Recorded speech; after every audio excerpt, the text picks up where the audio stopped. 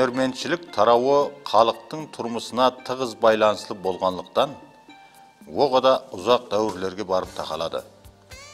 Адамлар күнделіклі тұрмыста өнерментілер жаратқан бұйымларды бірнеше әсерлерден бері пайдаланып кетір.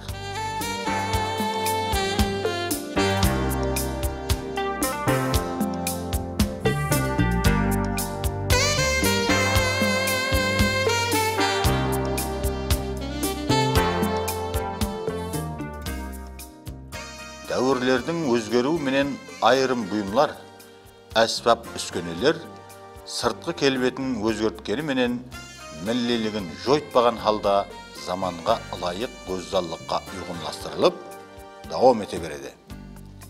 Айырым түрлері болса, әулаттан әулатқа мирас болып, біздің дәуірімізде де әхмиетін жойтқан жоқ.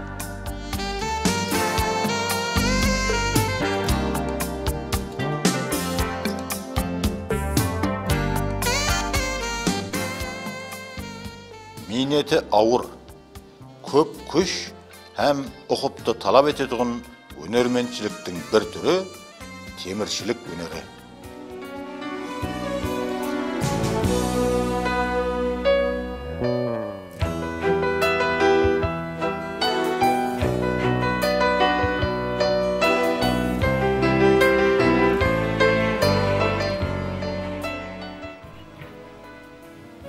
Сейтмұхаммед ұстаның бұл көрігінің тарихы әзелден өнерментілер қаласы саналған Шымбайда, бұннан 1,5 әсір бұрынырақ жасаған атақлы темірші ұста Сейткамал бабадан бастанады. Сейтмұхаммед 7 атадан берлі мирас болған көрікті сөндірмей, шын 20 жыр кетірған теміршілер әулетінен.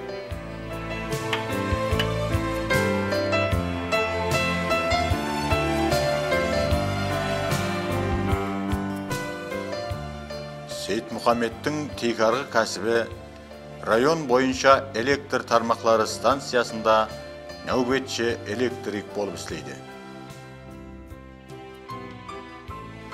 Нәубетшілік арасындағы дем алыс күндерін теміршілік ұстаханасында өткереді.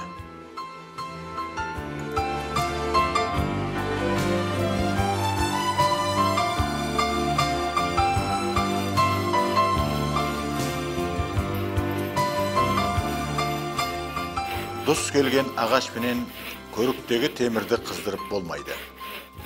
Соның үшін көмірден тысқары, ерік, жидеге ұқсаған қатты ағашларды кесіп, әбден кепкеннен соң отын қылады.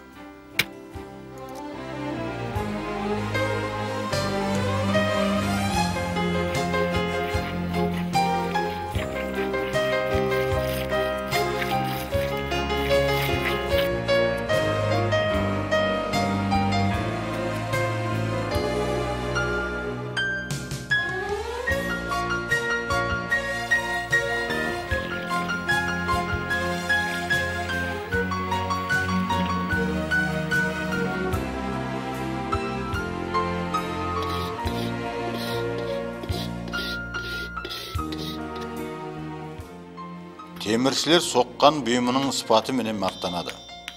Әпуайы бір мысал. Кейпіралар Сейтмұхаммедке бел кетпенді саплағанда, базардан не көп, шегі көп. Қолдан соғудың не керегі бар деседі.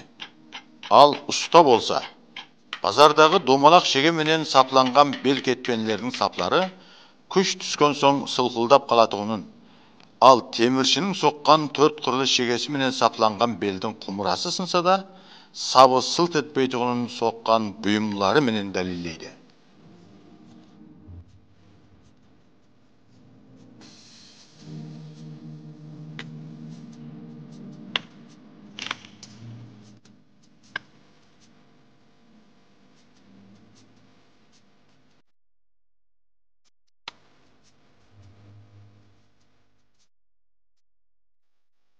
Темірші қолынан дөреген бұйымларға еш уақытта да талап азаймайды. Олар соққан бұйымларды әр бір қожалықта әр күні көруге болады. Демек, бұл кәсіп өлмейтұғын кәсіп.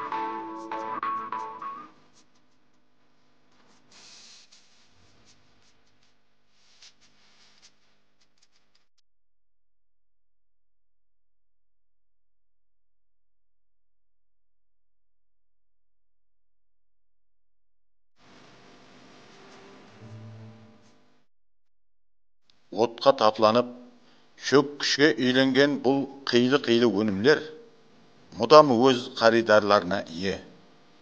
Әттеке басқа тараудағы өнермен ұсталар да теміршілер соққан әсбап үскенелерден пайдаланып, өз өнерлерін жаратады.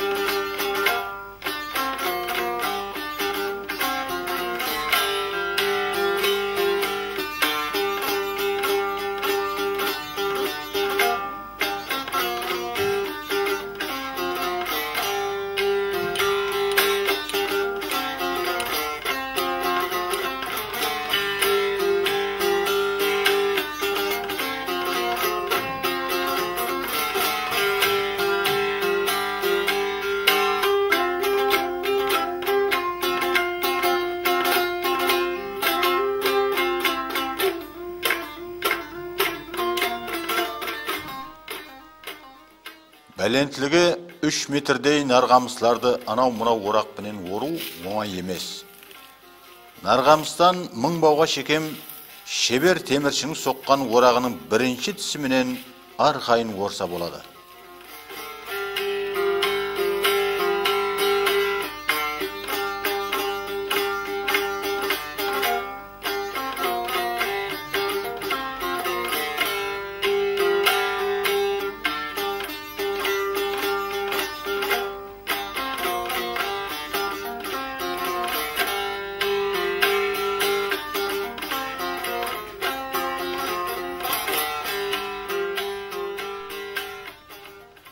Қарақалпақ тойларының басыл тамашасы исапланған көкбасшылардың, айлауға шабатығынлардың атларына да теміршілер соққан ноқтадағы шершіктан басылап, сулығы, үзеңгісі, тағасына шекем зәрүр.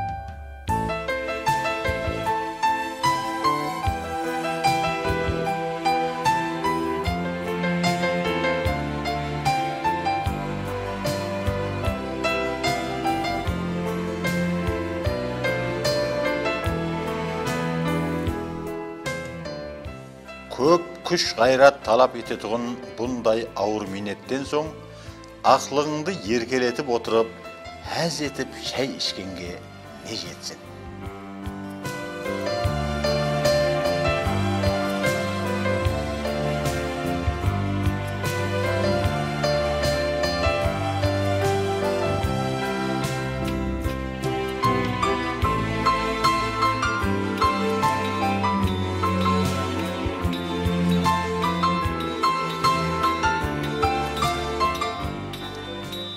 Сейтмұхаммед темірші перзентлері арасынан ұлы Алламұраттың бабалар жолын тұтып өзіне шәкірт болғанына төбесі көкке жетті.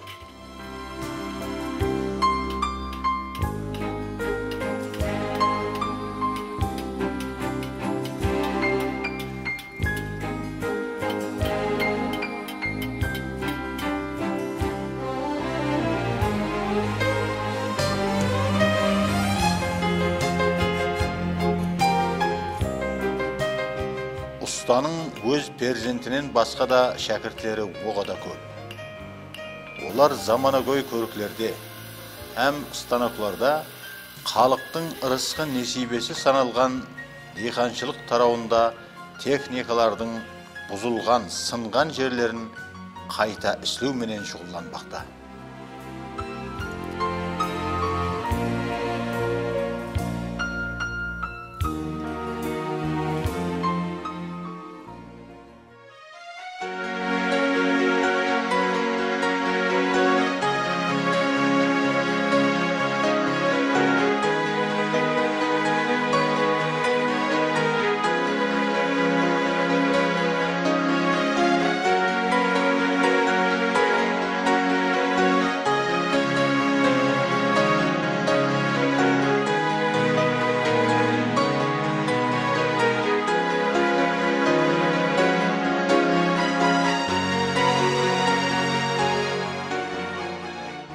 жаңа әулеттің дүнияға келуі шексіз қуаныш һәм үлкен бақыт.